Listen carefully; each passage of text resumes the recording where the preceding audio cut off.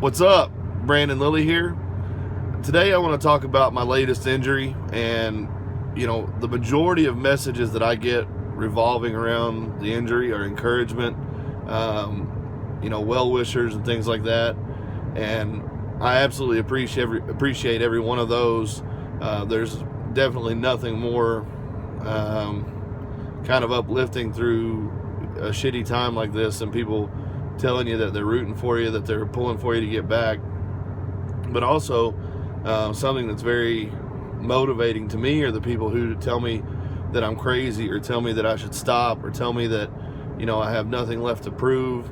And I understand that a lot of that is with good intention, but the fact of the matter is that those kind of people don't understand me. They don't understand the kind of lifter that I am. They don't understand the kind of person that I am. And they don't understand the kind of feelings that I have towards the sport that I love. Number one for me has always been, you can never define your genetics, but you can define your work ethic. And I think the thing that haunts me the most about my injury is when I fell. I would classify myself as a very hard training person, and doing all the right things, or the things that I believe to be right, and giving as much effort as I possibly could, something that I prided myself in. But whenever I was preparing for the Fit Expo, I'd come off of the 2 Australian trips, Capo and Pro Raw, where I had done very, very well, and mentally I think I was committed to the competition, but physically I think I had kind of checked out. I had kind of thought, maybe I can kind of cruise my way through this competition and get it behind me so I can really take a break. And that's something that haunts me as a person who wanted to put forth the best effort in everything that they did, is that going into a competition where I did fall, I cheated myself. I didn't give 100%. And that's why I believe I paid for it, and I paid dearly. 13 surgeries later, I'm still going. But it's not only to be able to maybe forgive myself for that, but it's also the fact that I love this sport so much, and I love competition, and I love the feeling of knowing that I've done my best and I've put my best on the platform that keeps me going. I'm very much the 17-year-old kid inside that was told he wasn't good enough, was told he wasn't big enough, strong enough, fast enough, whatever. I still have that sentiment inside myself, as far as, I remember those things from when I was beginning. I have new things that challenge me all the time, as a business owner, as a competitive lifter, as someone who has held, various, I hate to say championships, but that has won various competitions and had good rankings in the year-to-year rankings, as well as the all-time rankings.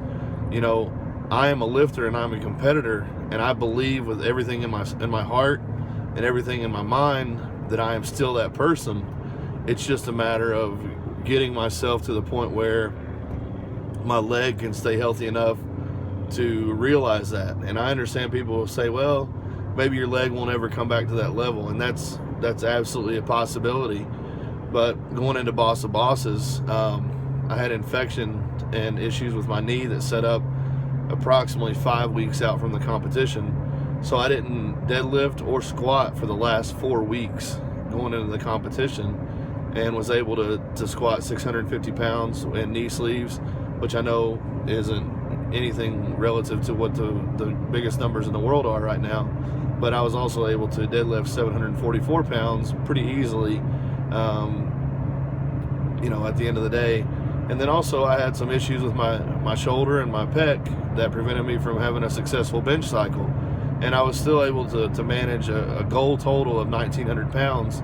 And the reason I set myself up for 1,900 pounds is that that's roughly 100 pounds off of every one of my best lifts. My best competition squat is 760 in sleeves. My best competition bench is 602. And then my best deadlift in a gym was 840. So if I can put that 300 pounds, if I can find that 100 pounds per lift, which I believe I can if I can stay healthy, then I've put myself over 1,000 kilo total in knee sleeves, which is not only a huge total for myself, but it's a 90-pound PR just in knee sleeves if I can do that. If I put knee wraps on, I think I could then go beyond my knee wrap total. So it's not like I'm just throwing out numbers to try to make myself relevant or to make myself, I'm not trying to set anything up other than numbers that can prove to myself that I still have something left to give. And I truly believe that. I truly believe with everything in my heart that I'm still one of the best lifters alive today.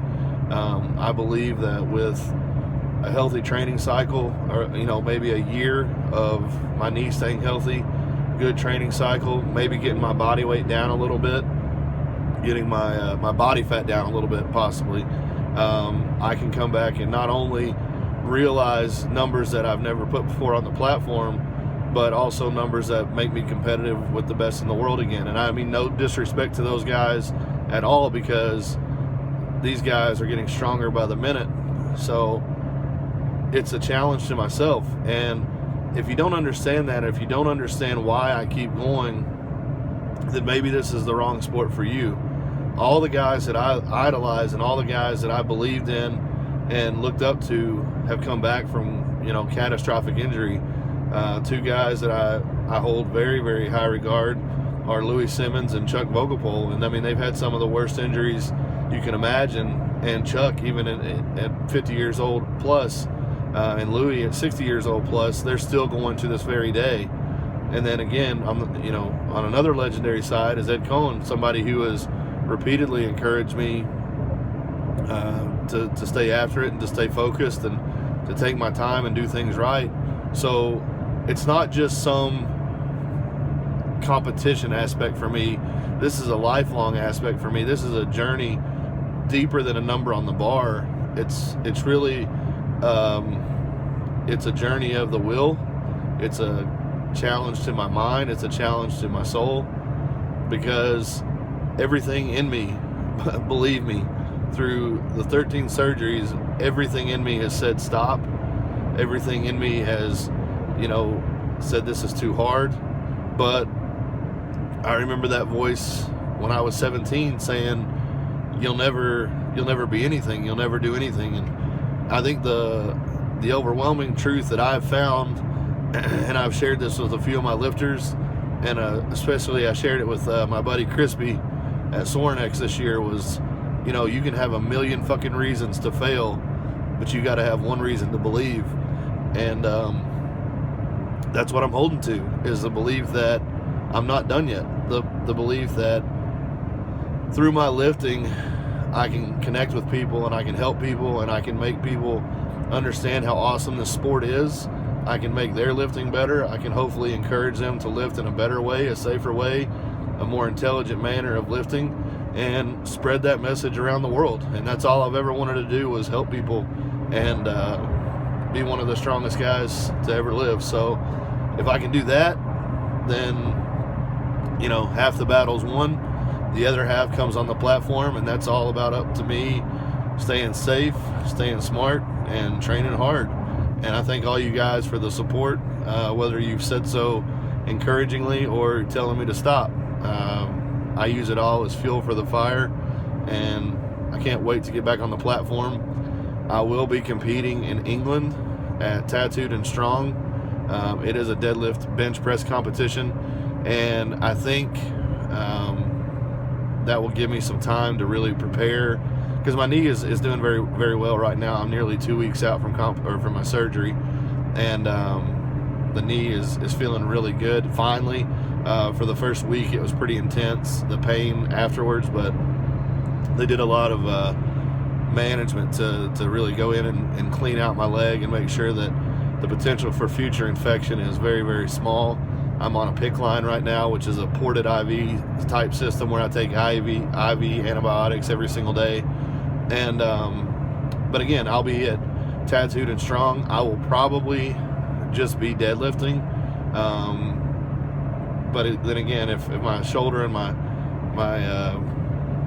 pec start feeling better, I bench 507 at Boss of Bosses, and I hadn't done a real bench press in 8 weeks.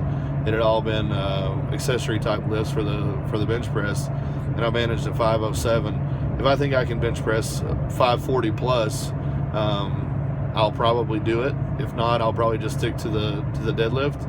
But long-term competition is to get myself healthy, get myself fully prepared, not even look at a competition as a goal, but just to prepare myself to the best of my ability and find myself a competition to get into that's relatively close to close by, so I can put myself in a meet type situation, maybe a month out from a bigger competition, and do 2 meets and just evaluate from there. And if I truly believe that I've done everything that I can do, given everything that my body can give, then it's time to take a step back and maybe just focus on doing some bench press and deadlift competitions year to year, and maybe every 2 or 3 years. I don't know that it'll be at the highest level, but hop in a full meet every 2 or 3 years. Just try to put up a total, milking my squat, keeping my squat and legs healthy, but really pushing the bench and deadlift to see what I can do. I think from a longevity standpoint in the sport, that's what I want to do. Is I want to be around for a long time, and just being able to have fun and be safe. I think that's also where I need to look at, because of long-term goals outside of the sport, and family and friends. I want to be able to enjoy that aspect of my life as well. And I think I've been very, very blessed to have the opportunity to have 13 surgeries, still be walking, still be squatting, still be doing what I do, and still be doing what I love. And again, I'll see you guys much more between now and then, because I have a lot of downtime now to write and to talk onto this wonderful camera. And sorry for rambling for 12 minutes, but a lot of people have really asked me to open up about what my plans are and what I want to do moving forward, and I feel like I did that today. So I look forward to it. I can't wait to see everyone at the competitions, at the seminars, and along the way in my travels. And please, if I ever see you anywhere, make sure you stop, say hello, and stay strong. I'll see you guys around.